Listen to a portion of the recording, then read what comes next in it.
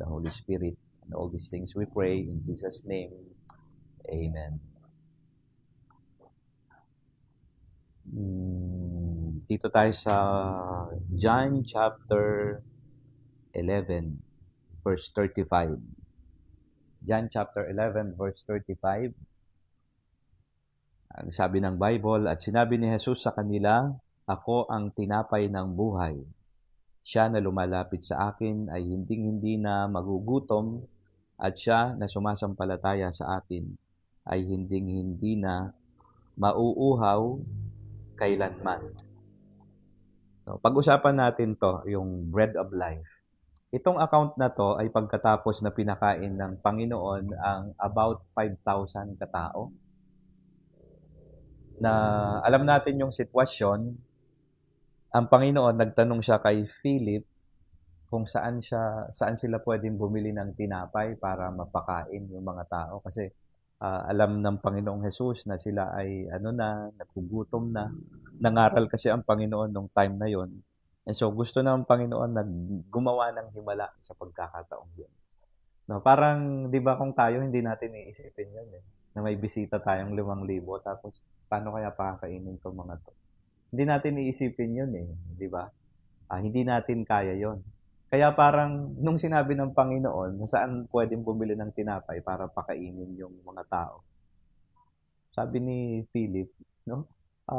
Yung 300 penny worth of bread, hindi kakasya dito sa mga to. No, na parang equivalent to 3,000 pesos kung sa atin ngayon. Oo nga naman. No, kahit siguro bumili ka ng tig-pipisong pandesal, meron pa bang tig-pipisong pandesal? Wala na. Baka kasi ganito na lang yan, no? Pag pisong pandesal.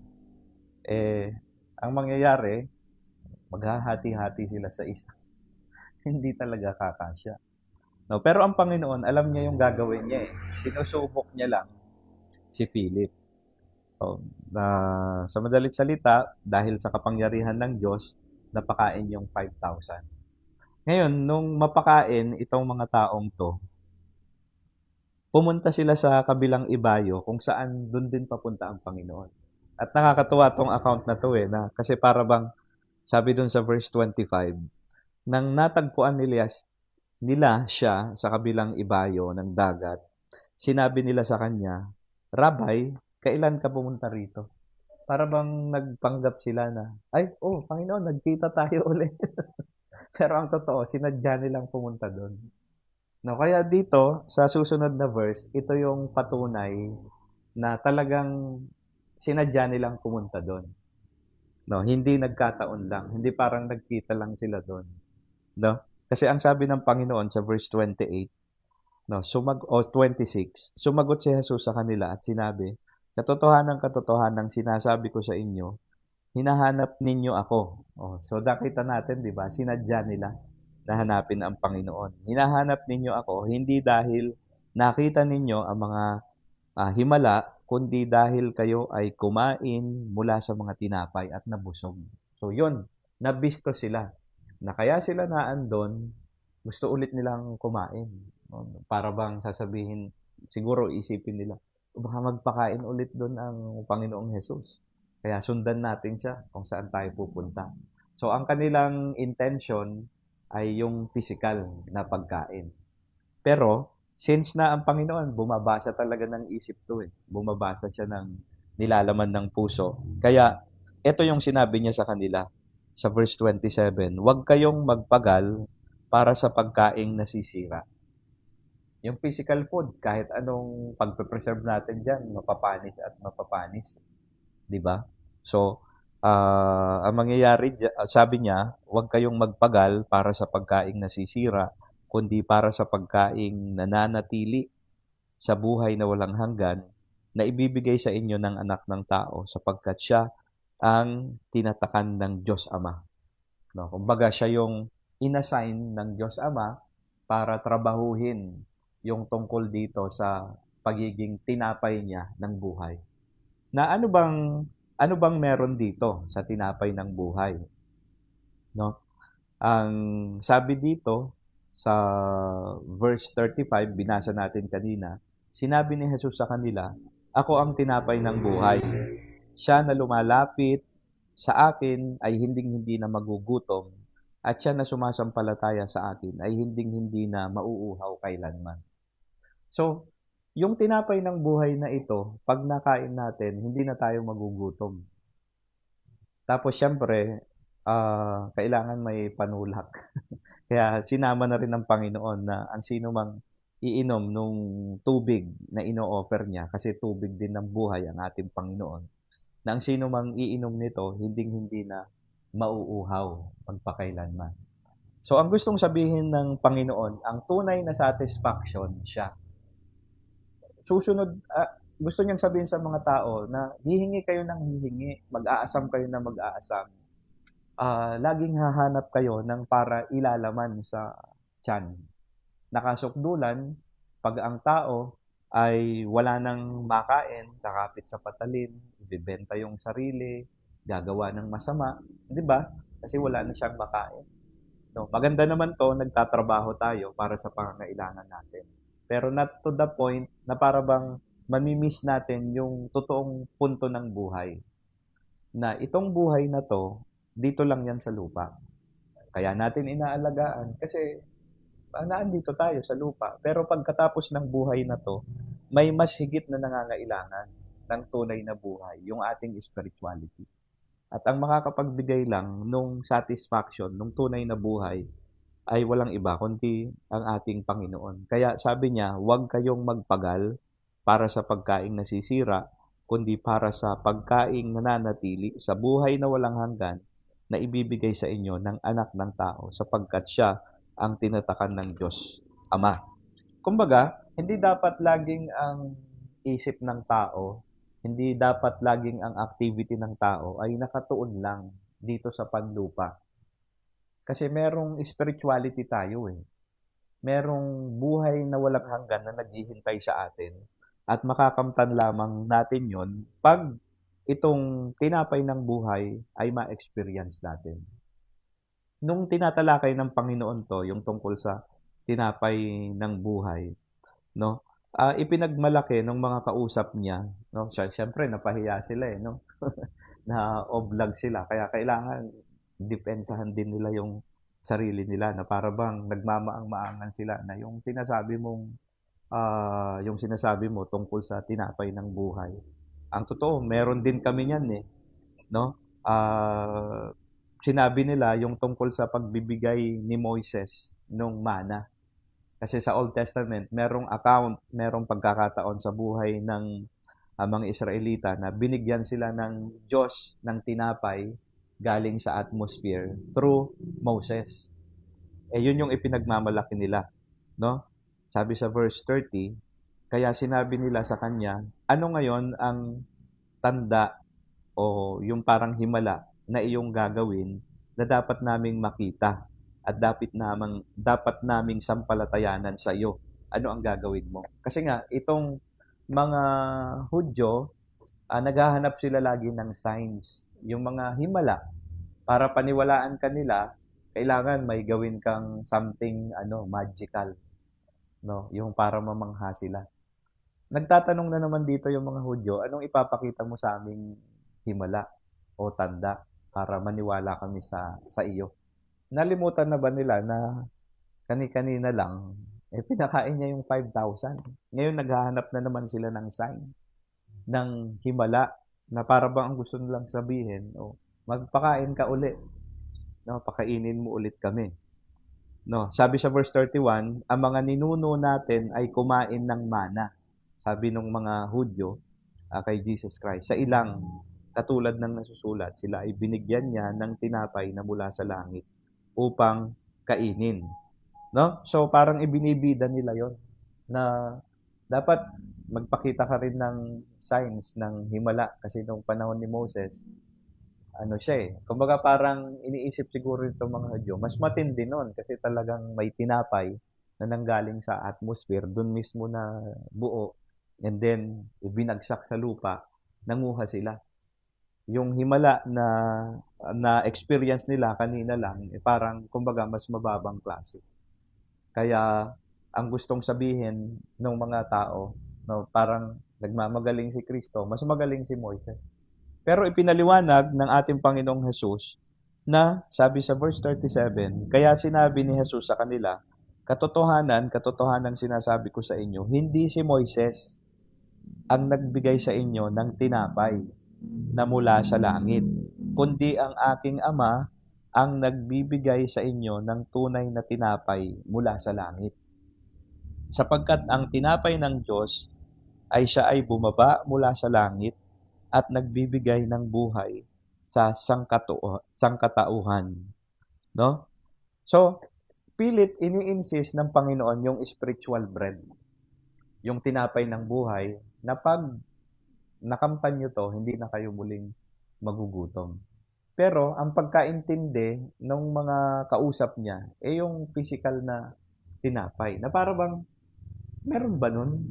Meron ba nung tinapay na yun na pag kinain mo, hindi ka na magugutom? May alam ba kayong ganun?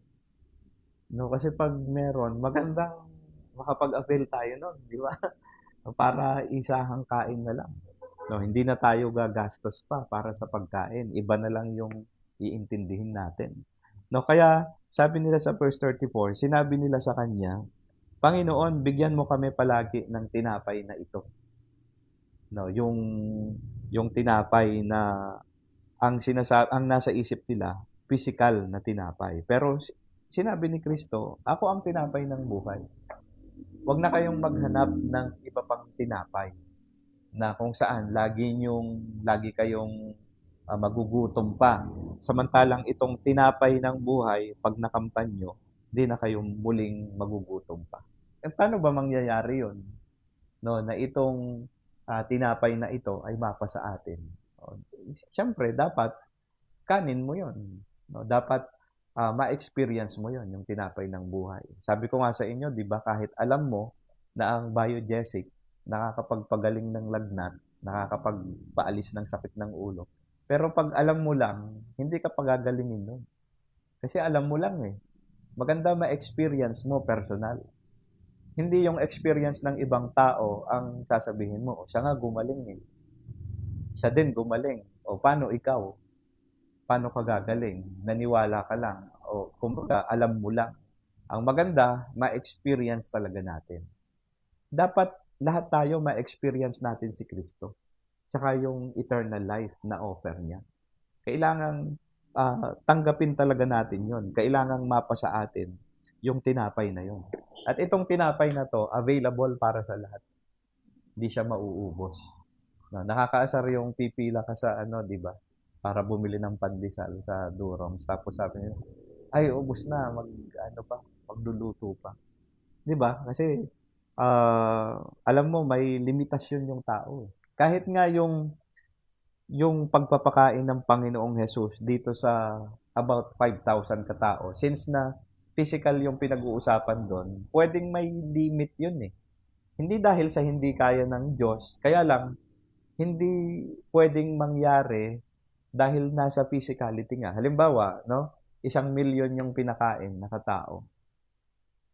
Doon pa lang sa pagpila, mauubos na yung oras eh.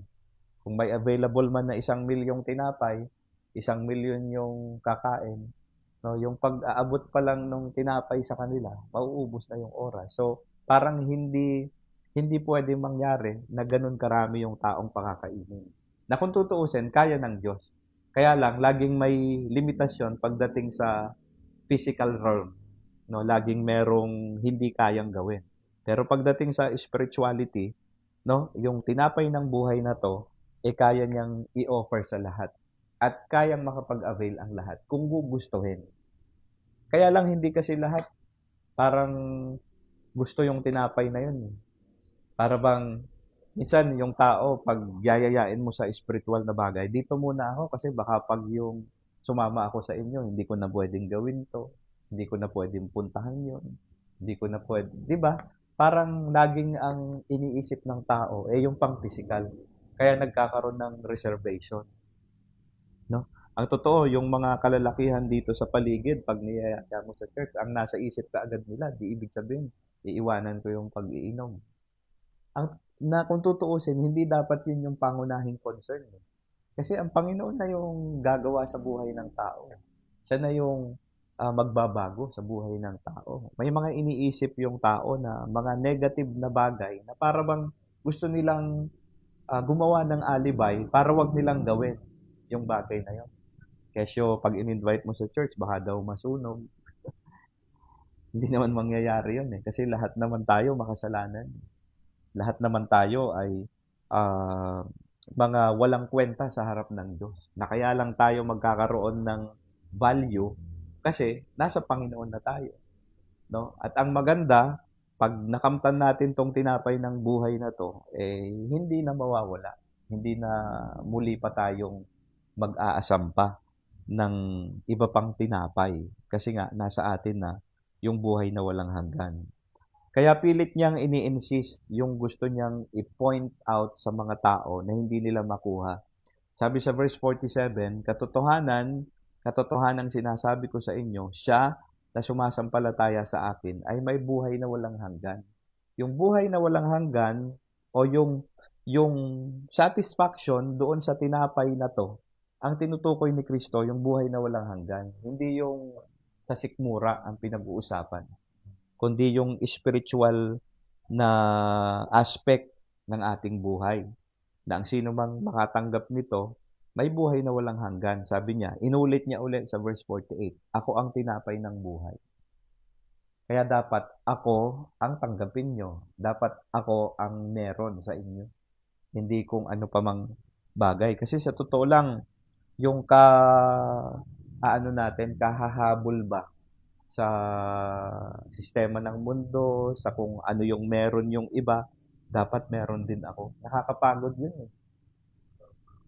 No, minsan nga, yung mga magulang na gusto nila yung kanilang mga anak laging first honor, laging may medal, nakikipag-compete talaga sa minsan mga nanay sa nanay na ang nagkaka-conflict, pati yung teacher, no? Pag nalamangan ng 0.01 yung anak niya, no? Uungkatin yung patingin nga ng mga quiz, patingin nga ng mga exam nila, tapos siya yung magkukwenta.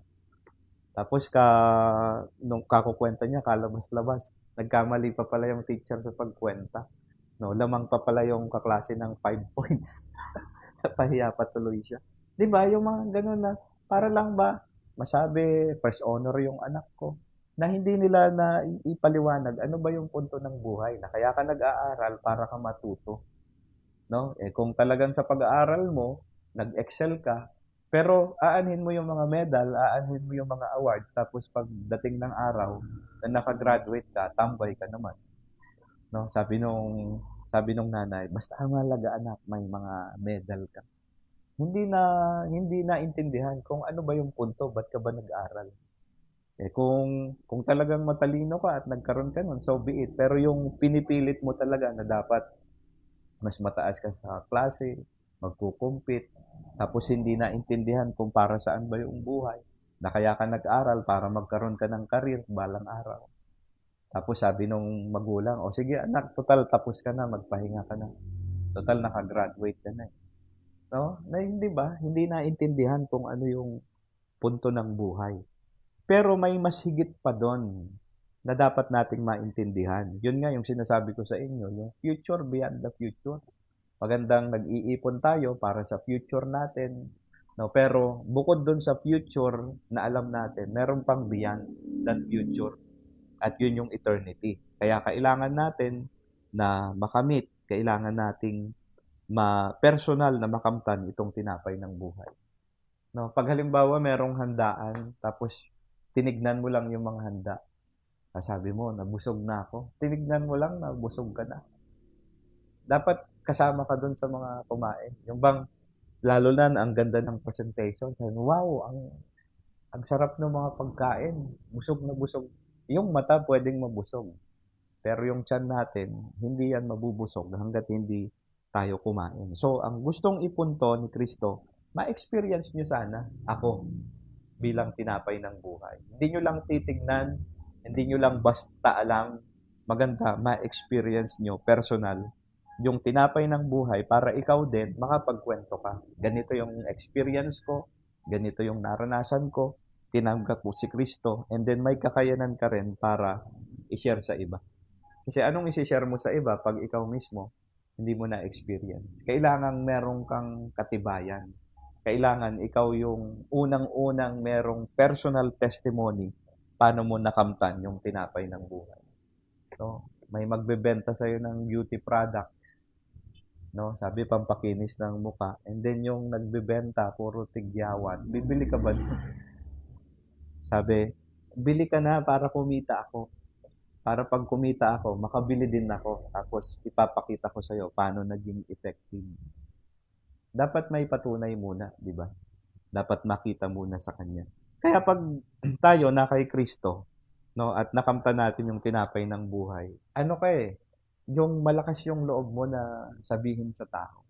Kasi ikaw mismo, na-experience mo.